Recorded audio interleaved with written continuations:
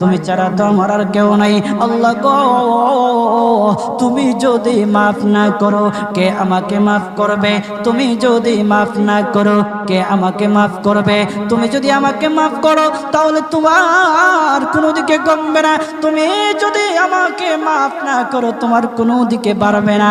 আল্লাহ গো, তুমি আমাকে মাফ করে দাও। সারাটা জীবন অন্যায় কাজ করেছি, সারাটা জীবন নাফরমানি করেছি, আমার কাছে কালেমার দাওয়াত কম আসে নাই, আমার কাছে কালেমার দাওয়াত কম আসে নাই, আমাকে লোকেরা কম বোঝায় নাই। ওগো আল্লাহ, তুমি আমাকে মাফ করে দাও।